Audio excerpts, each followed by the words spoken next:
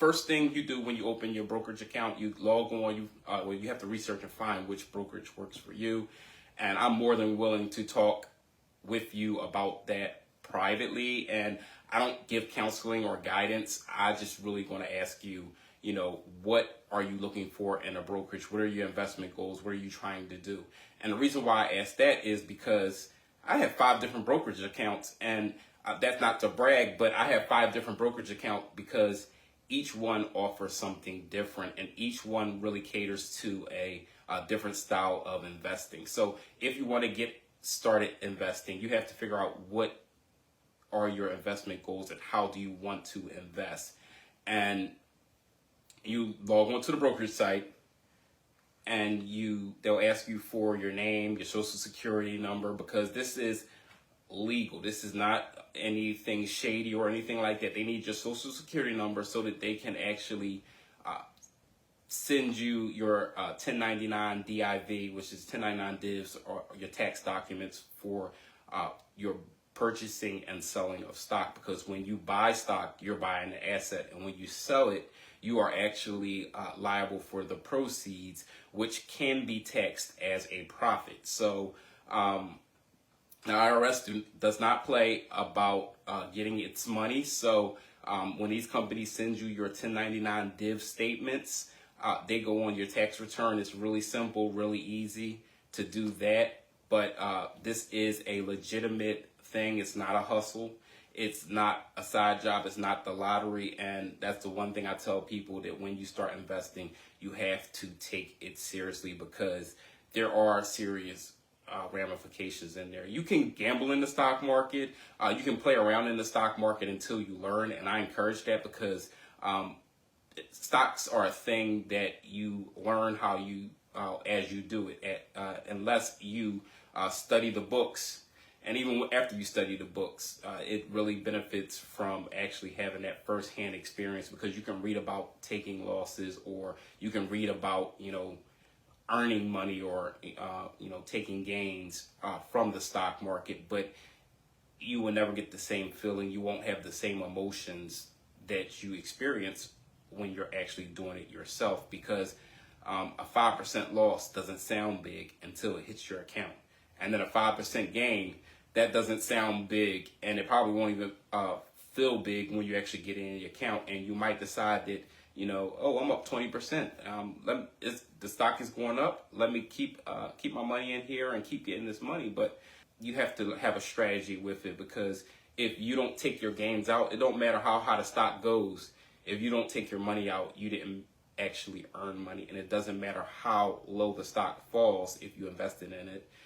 You don't actually lose money until you realize the gain. And the only way to realize the gain or realize the loss is actually by selling your stock. So you have to know how the stock market works. And like I said, it's fun to really jump right in. That's how I got my start. And then I started studying and reading more. And as I started earning more money in the stock market, it made me want to do more research, but it also made me want to save more money so that I can invest more money, because I realized that this is the path that I want to take going forward. So you start your brokerage account, you fill out the application, and there is a waiting period. You can add it to your checking account or debit account or your debit card, but you need a bank account to invest in the stock market. I haven't found no other ways. Some people have told me that there are brokerage accounts that you can use without a checking account or a savings account, but I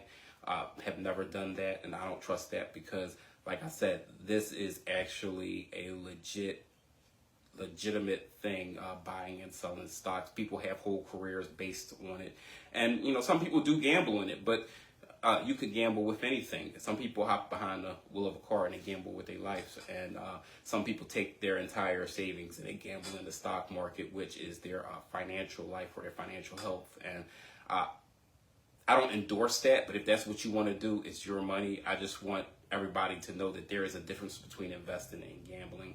And really, after you get your account started, sometimes can take about 3 to 5 days for them to process your paperwork, because they have to actually create an account, just like you have to create a bank account.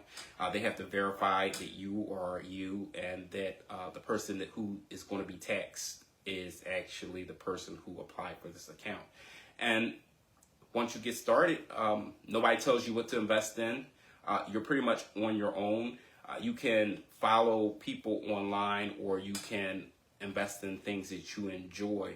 But one of the biggest things that people worry about after they start their brokerage account is they try to figure out, oh, wow, I got my money, I got my stock account, what should I invest in? And I always tell people, if you want excitement, then just pick a stock that a company that you're familiar with, and buy their stock and put a little bit of money in there. And that's if you're ready to learn from trial and error. And trial and error is always the best teacher. Sometimes it's the painfulest teacher.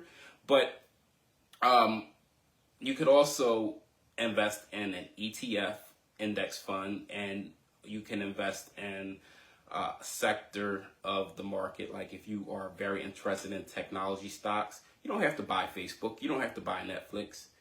You can buy Facebook, Google, Amazon, and Netflix all rolled up into one big bucket called an ETF. And that ETF would be a mixture of all those stocks, and you buy it and sell it just like you would buy one single share. So I know Amazon is about $3,000. So you can go out and buy a share of Amazon for $3,000. You could spend, upwards of, I think it's about $200 for Netflix. I don't actually own or follow that stock.